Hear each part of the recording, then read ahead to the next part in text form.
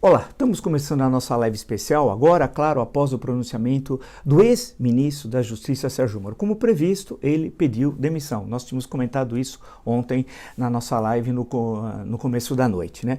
Vou fazer um breve resumo do que o ex-ministro disse no seu pronunciamento. É importante destacar que ele estava calmo, né? Medindo cada palavra, falou com muito cuidado, não tinha um discurso escrito, tinha alguns pontos que ele queria ressaltar, e fez a sua fala e saiu aplaudido após terminá-la do auditório do Ministério da Justiça. E para ser absolutamente fiel ao que ele disse, eu anotei os pontos que eu considero principais na fala do ex-ministro Sérgio Moro. Ele lamentou esse evento em plena pandemia do coronavírus, né, tá todo mundo lá no auditório, tendo em vista as necessidades das medidas de segurança, né, e aí ele fez uma breve histórico da sua época de juiz, né, apresentou lá um breve histórico, ficou 22 anos, não podemos esquecer, na magistratura, né, falou que para ele é considerável indispensável na sua vida como juiz, isso reforçou ainda mais a autonomia da Polícia Federal, né, e citou os episódios envolvendo a Operação Lava Jato e a importância da autonomia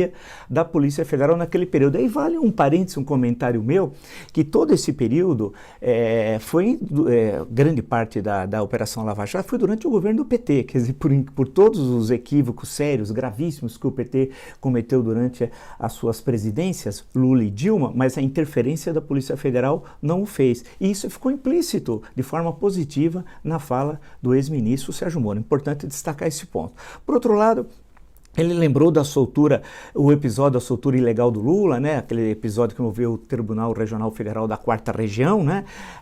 Vocês devem se lembrar, no final de semana, e mostrou como foi importante naquele episódio a ação autônoma da Polícia Federal. Recordou que quando foi convidado a 1º de novembro, fiz questão inclusive aqui de identificar tudo isso para o Bolsonaro, o Bolsonaro assumiu com ele um compromisso, né? De carta branca. Carta branca, ele retomou isso diversas vezes na sua fala, a questão da carta branca. É que o foco da sua ação, né, dele, pré-ministro da Justiça, porque isso já foi em novembro de 2018, entendas, era o combate à corrupção e o combate ao crime organizado. E desmentiu que naquele momento tivesse ocorrido qualquer convite ou pré-convite para que ele fosse para o Supremo Tribunal Federal. Fez questão, inclusive, de lembrar que seria um absurdo, porque o Ministério da Justiça seria só um rito quase de passagem para ele chegar ao STF, que isso nunca ocorreu, fez questão de destacar. E disse, anotei aqui, que o Bolsonaro concordou com tudo o que ele falou, concordou com tudo. Aí o ex-ministro Sérgio Moro listou o que, de acordo com ele, são os êxitos da sua gestão. Fez um longo levantamento de vários pontos, que não vamos expor aqui. Vale destacar também que ele aí volta a falar do presidente da República, do Bolsonaro, vírgula, o criminoso, psicopata, né? Nem todo psicopata é criminoso, mas o Bolsonaro é psicopata e criminoso contra a nossa pátria, ele coloca em risco o nosso país, tem que ser sempre registrado, eu estou batendo nessa tecla, porque ele tem, como diz o doutor Ulisses, ele é um traidor da Constituição, e quem trai a Constituição é traidor da pátria. Bem, voltando à fala do ministro da Justiça, ex-ministro Sérgio Moro, ele disse que o Bolsonaro procurou várias vezes, sempre insistindo em trocar o diretor-geral, né? E aí ele perguntou ao Moro, mas por quê? Qual a causa? Me dê uma causa para trocar o diretor-geral, né? E não vinha a causa, porque diz o ex-ministro Sérgio Moro que o trabalho desenvolvido pelo diretor-geral era um trabalho positivo. Isso seria, eu anotei aqui, de acordo com o Moro, uma violação da promessa que ele tinha recebido em 1º de novembro de 2018, ou seja, que não teria nenhuma interferência política na Polícia Federal. Aí ele disse o seguinte, o mesmo Moro, olha, não é só a troca do diretor-geral que ele queria, olha como o que esse criminoso está fazendo. Não, olha o que disse o ex-ministro, não é só a troca do diretor-geral que ele queria interferir em superintendências, especialmente a do Rio de Janeiro, por causa dos crimes da família Bolsonaro no Rio de Janeiro, dele, Jair, Flávio e Carlos, os crimes que eles cometeram no Rio de Janeiro. Portanto, Bolsonaro, quer usar a estrutura de Estado para defender a família criminosa, a família Bolsonaro, nomeando para o Rio de Janeiro, especialmente um superintendente que atendesse às suas ordens. Ele está achando que o quê? São janízaros a Polícia Federal? É uma guarda pretoriana de um assassino? De alguém que colabora com a destruição do Brasil? Não, não é. Não é, e a gente tem que ter coragem, porque esse é o momento de acerto de contas. Legal constitucional, na nossa linguagem da civilização e não da barbárie, porque ele é um homem da barbárie. Então ele queria, diz Moro aqui, ele queria não só mudar o diretor, mas várias superintendências, especialmente a do Rio de Janeiro. Porque lá está o cerne da ação criminosa da família Bolsonaro. Olha que coisa importante. O Moro disse assim, mas eu preciso de causas aceitáveis, né, para que eu retire o superintendente ou o diretor-geral. Mas não tinha causa aceitável. Aceitável no sentido legal, constitucional, moral. Moral. Porque ele é um homem moral. É um homem que comete crimes sucessivos contra a Constituição, contra as liberdades, contra a democracia. Ele não tinha, portanto, causas aceitáveis. Ele queria proteger a família Bolsonaro, que família Bolsonaro é sinônimo de crime. E o ministro, o ex-ministro, falou, não, quais são as causas? Ele nada. Aí, disse ele, Moro, ontem, a insistência do Bolsonaro ficou claro, ele falou, mas o senhor quer então ter uma interferência política na Polícia Federal? Olha o que o Bolsonaro disse, vírgula, o criminoso. Sim, é interferência política, sim. Isso não pode continuar. Nós vamos entregar a Polícia Federal a um presidente criminoso que vai usar da Polícia Federal para continuar coagindo aqueles que respeitam a lei, a Constituição, os códigos, para defender os crimes da sua família e de todos os que o cercam, dessa caterva traidora do Brasil? Espera um pouco. Hoje acho que chegou o ponto limite, acho que está na hora, né, de a gente falar, somos brasileiros, chega, né, de criminosos no poder. Bem, continuou o ministro Sérgio Moro. Ele disse assim, usou sua expressão, eu não sou carbonário. Se fosse para substituir alguém na PF, tinha de pôr alguém técnico, expressão dele, Moro, alguém técnico. Mas ele falou, mas por que trocar? É a pergunta que eu fiz ao Bolsonaro, por que trocar? Porque trocar significa permitir interferência política. Ele disse assim, não, eu quero alguém da minha confiança, o Bolsonaro disse, para que eu possa telefonar e que me possa falar o que está acontecendo. Olha a ignorância, né, desse criminoso. Ele acha que o diretor-geral da Polícia Federal tem de contar das ações da Polícia Federal para ele.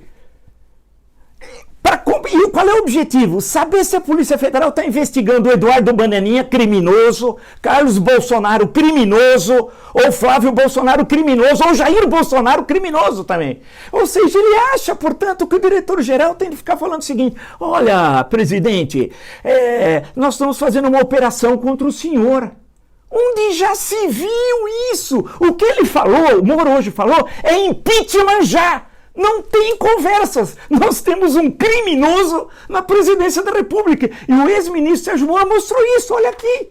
Eu anotei. Vocês assistirão o pronunciamento dele, caso não tenham assistido. Ou seja, ele queria telefonar.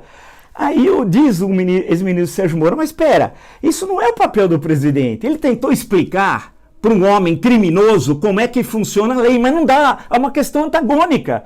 Porque o criminoso parte de outros pressupostos. Acha que o Estado está a serviço dele, pessoal, para continuar cometendo crimes. Deu para entender? Isso não pode. Isso que o Moro estava explicando para ele. E ele não entendia. Aí o Moro disse o seguinte, olha, falou da Lava Jato, voltou a contar a história da Lava Jato, ele precisava proteger a instituição, diz o Moro, né? Polícia Federal, entenda-se, que o foco deveria ser agora a questão da pandemia, claro, esse é o foco. E as questões no campo da saúde pública e da economia? Não, mas ele está preocupado com questões que eu vou falar daqui a pouquinho, que vão bater de frente com ele e toda a família criminosa, família Bolsonaro. E ele disse um fato, ele disse antes, eu tenho compromisso com o Estado Democrático de Direito, e disse um fato importantíssimo, que é mais um crime do Bolsonaro, que a publicação da exoneração do diretor-geral da Polícia Federal está com a assinatura de Moro, e ele não assinou. Ele não assinou. Ou seja, é falsa a assinatura dele ali. Está o presidente da República, o criminoso Bolsonaro, e está o ministro Sérgio Moro, mas ele não assinou. É falsidade ideológica, é mais um crime que o psicopata cometeu. Isso é importantíssimo. E ele diz o seguinte, que até o superintendente, telefonaram lá para o então superintendente, para que ele pedisse demissão. Ele falou, não vou pedir demissão. Voltando, ele diz, Moro, eu não tinha como aceitar tudo isso.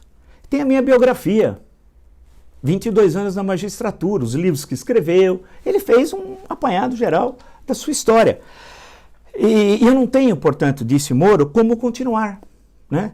Seria forçado, olha, literal, hein? Seria forçado a aceitar interferência política. Isso não dá. Você não pode colocar uma instituição permanente de Estado a serviço de um político, qualquer que ele seja, de direita, centro-esquerda, não importa. Não importa. Mas o criminoso Bolsonaro acha que a instituição de Estado tem que estar a seu serviço. Se isso não há motivo para impeachment, é impossível, né? É Lei 1079, é Constituição, Lei de Segurança Nacional, tudo está aí para ser usado contra o quadrilheiro que está lá no Palácio do Planalto, que ele forma um grupo criminoso, né? Que é a sua família, o gabinete do ódio. Bem, pode garantir que ele vai ser chamado de comunista, já que já não está sendo chamado nas redes sociais o Sérgio Moro, sendo chamado de comunista, porque assim, financiado com dinheiro público pelo criminoso Carlos Bolsonaro, que pega dinheiro público para pagar esse gabinete do ódio que está dentro do Palácio do Planalto com dinheiro de maus empresários, que vão ser descobertos sim. E aí, voltando e fechando o pronunciamento do então ministro, hoje esse, ministro Sérgio Moro, ele diz, olha, eu vou ter agora o meu futuro pessoal, sei que é um caminho sem volta, que eu saí da magistratura, eu sabia dos riscos, palavra dele, e que ele vai descansar. Bem, vamos lembrar rapidamente algumas questões que estão envolvidas diretamente nesse fato. A primeira investigação que a Polícia Federal está chegando sobre fake news, e aí chegando em Carlos Bolsonaro, criminoso, vereador criminoso, mandrião como pai, os dois são mandriões, né? E que usa dinheiro público e dinheiro de origem desconhecida para produzir notícias falsas e tentar com isso coagir, injuriar, caluniar adversários. A Polícia Federal está chegando no bandido Carlos Bolsonaro, que é bandido sim, não vamos tergiversar, né? Vamos falar o que é verdade, né? E essa é a razão, uma das razões, por causa de sair da diretoria, mudar a diretoria geral da Polícia Federal. Flávio Bolsonaro, Fabrício Queiroz, Capitão Adriano, milícias, Rio das Pedras e assassinos do Rio de Janeiro. Segunda razão, a Polícia Federal está fazendo todo o levantamento, o superintendente, que ele queria mudar o Bolsonaro, porque a família Bolsonaro tem íntima ligação com assassinos. Não custa relembrar que Bolsonaro morava em frente, questão de metros, da casa de Rony Lessa, dentro do mesmo condomínio. E o Rony Lessa, a sua filha, namorou com o filho Jair Renan, do segundo casamento do Bolsonaro, eles íntimos amigos. Fabrício Queiroz, então, mais de 30 anos de amizade, são criminosos. Portanto, a família Bolsonaro se relaciona intimamente com assassinos do Rio de Janeiro. Rony Lessa é o assassino e Marielle Franco. E a Polícia Federal está chegando. Por isso que ele queria mudar o diretor-geral e o superintendente, em especial do Rio de Janeiro. Não é também motivo... O caso Fernando Collor, sabe qual era a prova material? Um Fiat Elba.